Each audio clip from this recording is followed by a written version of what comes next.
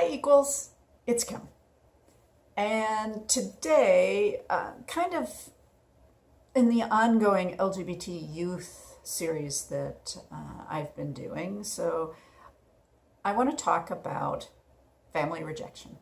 Now this is a topic that I think is relevant for everyone. Family rejection is not unique to LGBT young people. It's just somewhat more prevalent for young people who identify and come out as LGBT, as well as young people who are simply gender nonconforming, and may not identify as part of the LGBT community. They do not conform to their families' expectations around gender. So I've talked to a lot of people over my time doing LGBT advocacy work. I've read a lot of what our opposition puts out there.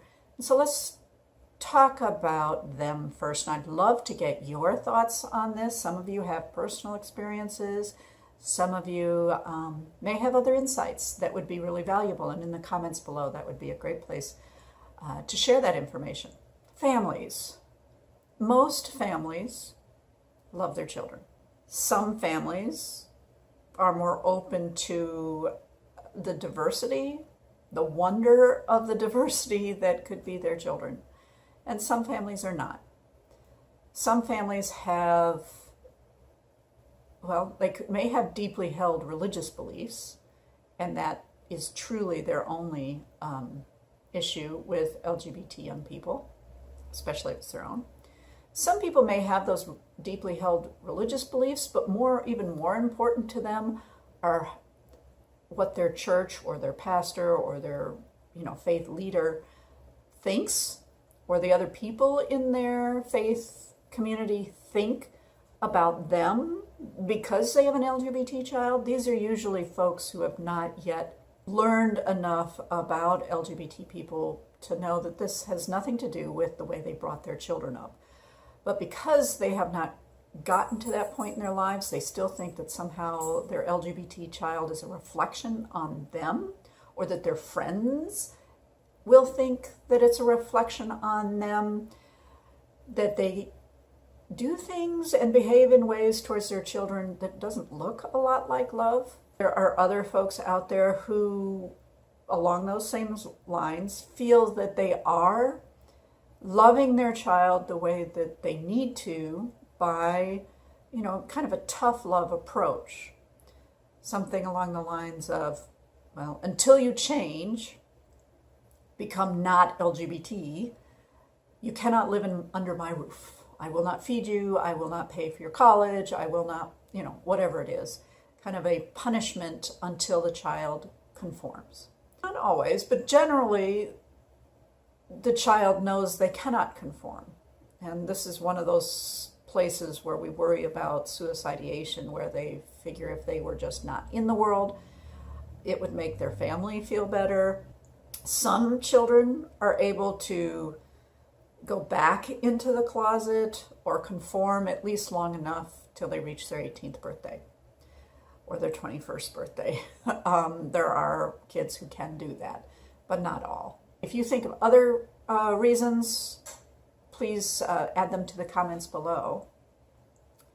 So given that happens, and we can guess by the disproportionate number of LGBT youth of color in our state systems, foster care, juvenile justice, homelessness, that this is particularly an issue in families of color. As kindly as I can, I will at this point call out the Black church. I do not think that they have historically, or even at the present moment, been helpful in helping us solve this particular problem. Those of you from the Black church, if you want to talk, please reach out. Contact me either in the comments below or perfecttv@gmail.com. I'll put that right down here. What can we do? I mean, ideally, in a world, every family would be affirming, every family would be educated, every family would understand that being LGBT is something inherent for their child, that it's not a reflection on their parenting skills. It's not a reflection on what they ate while they were pregnant, that it is simply the way their child is, in the same way that any other child grows up to become the unique and wonderful person that they are. So one of the things I learned about last week, and I kind of knew this existed, but I learned a little bit more about it, is a program called the Family Acceptance Project. If you want a really good example of where this is being used, it's the Ruth Ellis Center in Detroit, Michigan. And the two women who came to talk to my certification class last week when I was in DC, one was a former parent who was not affirming of their child, who is now works with other parents through this program, and one was a staff member who works with a lot of parents. This program does not work for everyone. That is sad, but it is the truth. But I thought it might be a good starting point, and I wanted to talk to you about it because maybe some of you out there can use it with your neighbors or people in your church. The Family Acceptance Project works, at least initially, to change behaviors, not beliefs. And this is actually might be a really good way of thinking of how we approach those folks out in the world who are anti-LGBT. They would say they love us and that they're loving us in denying us the ability to live full and rich lives out there in the public through discrimination, harassment, bullying, etc. So the idea is when we're working with folks who are not accepting, let's put it that way, it's not to change what they believe, it's to change incrementally how they behave. Example of, say, a father who feels that in order to solve this problem, he needs to beat the gay out of his child. Well, we don't need him to become affirming right away, but we really do need him not to beat his child anymore. And so that is the first thing that might be worked with this parent. Saying, okay, we get, that you do not want your child to be LGBT.